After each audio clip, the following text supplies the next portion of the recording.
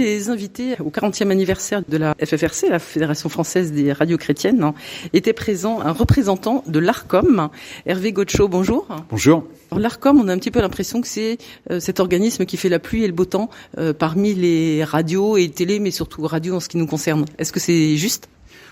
Non, c'est pas tout à fait vrai. C'est plutôt un tiers de confiance. C'est plutôt un régulateur qui est là pour accompagner justement le secteur de l'audiovisuel, que ce soit la télévision, la radio et d'autres médias d'ailleurs maintenant, pour faire en sorte que les choses se passent au mieux. Donc en ce qui concerne la radio particulièrement, moi je suis très attaché à ce que le secteur de la radio se porte bien d'un point de vue économique, technologique, soit dans des bonnes conditions réglementaires et législatives auprès de leurs auditeurs, parce que c'est un secteur qui est extrêmement important, mais qui est sous la concurrence du numérique, comme tous les médias traditionnels, j'ai envie de dire. Donc c'est un petit peu normal qu'on soit là pour les accompagner. En tout cas, on est beaucoup plus un tiers de confiance qu'un gendarme de l'audiovisuel, comme parfois on nous qualifie. Mais oui, on a toujours peur que vous donniez les autorisations d'émettre ou les autorisations d'être présent sur le DAB. Donc c'est un petit peu pour ça, effectivement, que parfois on a un petit peu peur de l'ARCOM. C'est vrai que c'est notre premier métier, en fait. C'est le métier d'origine qui a occasionné la création de l'institution il y a 40 ans, plus que maintenant.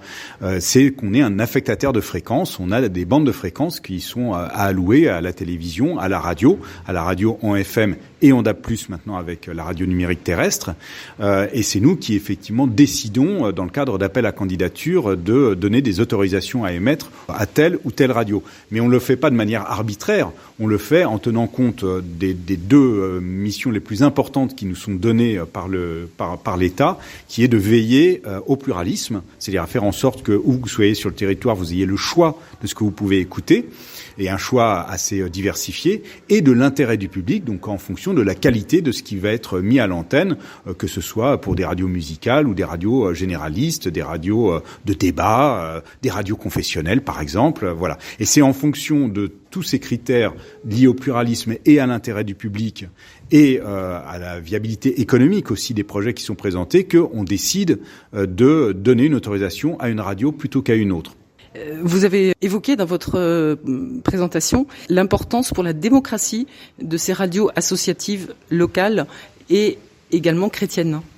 Oui, d'une manière générale, les radios associatives, qui sont une spécificité française, il y en a 750 en France, on ne trouve ça nulle part ailleurs dans le monde. On a un paysage radiophonique tout à fait exceptionnel et qui est d'ailleurs soutenu par l'État, qui est subventionné par le Fonds de soutien à l'expression radiophonique. C'est dire si l'État considère que ces radios associatives jouent un rôle important. Leur rôle, c'est une mission sociale de proximité. Et quand on parle de proximité, on parle d'une proximité territoriale, d'avoir une radio qui est près de chez soi et qui vous parle de vous, mais aussi d'un point de vue social, sociétal, culturel, cultuelle, la proximité, elle peut revêtir des tas de formes différentes. Et par les temps qui courent, à l'heure des réseaux sociaux, à l'heure de la fracturation des opinions, à l'heure des bulles informationnelles, à l'heure de la curation algorithmique qui vous enferme dans des biais de confirmation, d'avoir un média traditionnel, un média de radio, un média d'intimité avec ses auditeurs en proximité, c'est très important et on est évidemment très attaché aux radios d'une manière générale et aux radios associatives en particulier. Et si l'État est aussi attaché à soutenir financièrement les radios associatives, c'est peut-être aussi pour qu'elles puissent garder une certaine indépendance vis-à-vis de grands groupes. Alors oui, c'est certain, et puis c'est aussi pour garantir leur bonne santé économique, parce que l'argent c'est toujours le nerf de la guerre. Si on veut avoir des studios, si on veut avoir des animateurs, des journalistes, si on veut avoir des émetteurs, il faut avoir de l'argent. Et les radios associatives, grâce au Fonds de soutien à l'expression radiophonique, sont beaucoup moins en dépendance des marchés publicitaires et du privé. Il y a des radios commerciales qui vivent tout à fait correctement des marchés publicitaires, mais les radios associatives justement n'ont pas à se poser trop ces questions-là. C'est très important parce que certaines radios privées pourraient être tentées de ne pas investir certains territoires où il y a peu d'audience parce qu'il y a peu de gens et où il y a peu de marchés publicitaires, donc il y a peu d'argent à gagner. Et donc les radios associatives, justement parce qu'elles ne sont pas dépendantes financièrement, ça leur permet de pouvoir être présentes sur des territoires où toutes les radios ne seraient pas forcément présentes. Vous avez évoqué, Hervé Godeschaux, le DAB. Alors c'est vrai qu'il arrive chez nous en Mayenne et on sait que ça représente pour les radios associatives une explosion des coûts avec double coût parce qu'il faut produire en FM, produire en DAB. Pourquoi cette volonté de proposer le DAB ou d'imposer même le DAB aux radios ? Alors d'imposer, on n'impose rien du tout. Nous, on a la conviction que le DAB+, c'est l'avenir de la diffusion hertzienne de la radio. C'est même déjà le présent d'une certaine manière.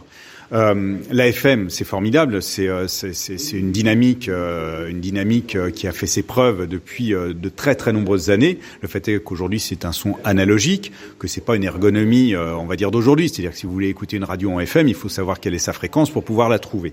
Avec le DAB+, on a un son tout en étant toujours en hertzien, c'est-à-dire avec un poste de radio et avec une antenne, on a la faculté d'écouter la radio avec un son numérique, avec une ergonomie où vous avez juste à choisir la radio que vous voulez écouter en fonction de son nom.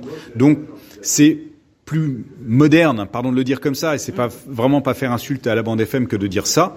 Nous, on a la conviction qu'il faut développer le DAB+, non pas contre la FM, mais pour préserver la souveraineté des radios sur leur mode de diffusion, et notamment hertzienne. Parce que sinon, ce qui va se passer, c'est que les gens vont écouter de plus en plus la radio sur Internet. Sur le numérique, c'est très bien, hein. Aujourd'hui, on a 20% de l'écoute en radio, elle se fait sur Internet, ce qui permet d'ailleurs d'écouter également des contenus à la demande. En termes d'usage, c'est très bien, ça permet de faire revenir certains auditeurs vers l'audio et vers la radio.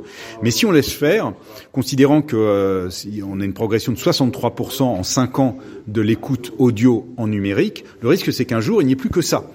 Et auquel cas, non seulement les auditeurs se retrouveront finalement à devoir payer un abonnement à Internet pour pouvoir écouter la radio, ce qui serait quand même très dommage, sans compter qu'en plus de ça, ils seront surveillés par les cookies, il n'y aura plus d'anonymisation. Pour les radios, le risque, c'est que elles soient obligées de négocier avec des intermédiaires, des fournisseurs d'accès à Internet, les GAFAN, les Google, Amazon et autres, de négocier leur place sur Internet. Et on sait que le pouvoir de négociation d'une petite radio associative face à Google, on imagine que ça peut être assez dangereux. Donc, il ne s'agit pas du tout de remettre en cause ni la FM, ni le numérique, l'écoute sur Internet, mais le DAB+, est un moyen de garantir un certain équilibre. Et donc, il faut que tout le secteur passe au DAB+. On parlait quand même, et alors l'échéance se repousse peut-être un petit peu, mais on parle de la disparition à moyen ou long terme, on ne sait pas trop, de la FM. Alors, la fin de la FM n'est pas une fin en soi. Le sujet, c'est pas l'extinction de la FM. Il n'y a pas de raison d'éteindre la FM pour éteindre la FM. Le sujet, c'est le passage de la totalité du secteur au tout DAB. Un jour peut-être, j'espère, très prochainement, toutes les radios seront sur le DAB+, tous les auditeurs seront le DAB+, seront équipés de transistors DAB+, et finalement on n'aura plus besoin d'être sur la FM, ce qui permettra aux radios d'arrêter de payer des coûts de diffusion et sur la FM et sur le DAB+, donc ce sera mieux pour leurs économies, et ce sera mieux pour les auditeurs, ce sera mieux pour tout le monde, ce sera même meilleur pour l'environnement parce que c'est moins consommateur d'énergie. Donc, la FM finira, je pense, par s'éteindre. De sa propre mort, finalement. Alors, soit de sa propre mort, soit parce que, d'une certaine manière, on aidera l'extinction de la FM pour un point très particulier, c'est que si on a des radios qui passent au tout DAB et qu'elles libèrent donc leur fréquence FM, il ne faudrait pas que d'autres radios arrivent derrière en opportunité, saisissent ces fréquences FM auprès de l'Arcom dans le cadre d'appel à candidature et finalement viennent faire concurrence à des radios vertueuses qui sont passées sur le DAB+. Donc, l'idée qu'on a, pas tout de suite, mais d'ici quelques années, c'est d'avoir la faculté de, quand on a une radio qui passe au tout DAB et qui nous rend ces fréquences FM, de dire ces fréquences-là, on ne les remet pas en appel pour d'autres radios pour protéger les radios qui sont passées au DAB+. Peut-être qu'au tout début des propositions du DAB, on a évoqué le fait que c'était parce que l'armée voulait récupérer certaines fréquences de la FM. Ça a été un bruit qui courait. Alors ça n'est qu'un bruit.